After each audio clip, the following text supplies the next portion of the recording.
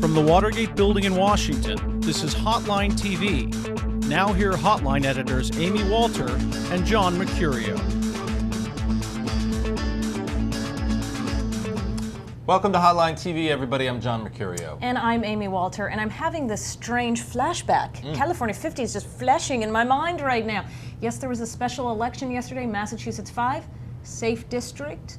The party that should have won by a big margin wins very narrowly, foreshadowing perhaps for 2008. The party that loses celebrating almost more than the party that won, trying to say that shows that they're really on the run. Look, it worked for the Democrats in 2006. Francine Busby never got elected to Congress, but Democrats got to sort of say that showed the momentum in her narrow loss to Brian Bilbray. Jim Ogonowski didn't quite get to Congress yesterday, but you see Republicans a lot more excited about his narrow loss to Nikki Tsongas. I mean, it's true. In a way, look, Republicans did terribly. If there's any region of the country where Republicans sucked wind in 2006, it was up in the Northeast. You saw a lot of House incumbents go down. They're also looking vulnerable with John Sununu up in New Hampshire, Susan Collins in Maine. I think there are some differences, though, which you can discuss. Thank you. I can discuss. Right, like because I will. Please. Look at you. You're just handing it off.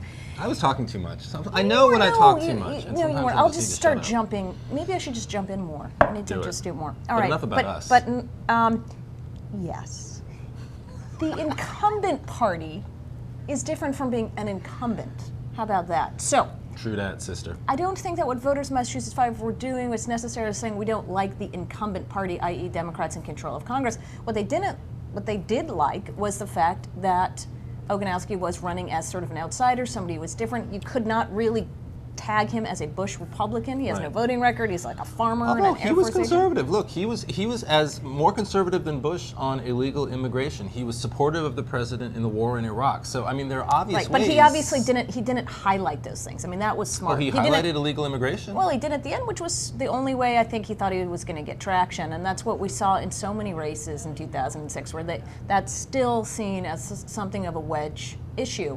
But I think for Olympia Snowe or Chris Shays or John Sununu, the fact is they are still in Washington. They're going to try to basically run as outsiders. It's a lot easier to do when you don't have a voting record, and it's a lot easier to do when you don't have to come back and forth to Washington all the time. Right. So I would caution, where I would think it is helpful for Republicans, and I will give Republicans their due in saying, does this show that the tide is ebbing or there's no more wave for the Democrats, is that in open seats, it may actually benefit them to not have an incumbent and to run with a different kind of candidate who is not going to be about Bush, is not going to be about the war, not going to be about New Mexico one, you've got Heather Wilson stepping out and another candidate coming in, a Republican, who can probably sort of run a much more outsider campaign. And law and order and all of that. There are a couple local things, though. Look, I don't think that, first of all, Nikki Tsongas was running an uphill race in a very, in a patriarchy in Massachusetts. There hasn't been a woman elected into the Massachusetts congressional delegation in 30 years. It actually makes it, I think, one of the largest,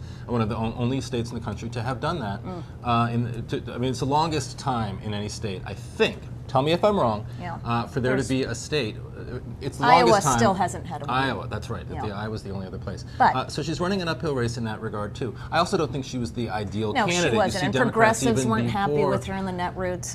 You saw Democrats before she was even elected saying the fundraising wasn't there. It was maybe a mistake, to bring in Bill Clinton to seem so desperate at the end. So I don't know that she was necessarily the best candidate. So it goes back to, I think, the general idea that you can't really draw too much. Right, and you can't run as an incumbent. That this was a national sort of referendum. So we'll be careful about making too much of it, but that's what we do here on Hotline TV. We like picking things apart, and that's why you watch us. Yes, but that's all for today, and we'll see you next time, right here on Hotline TV.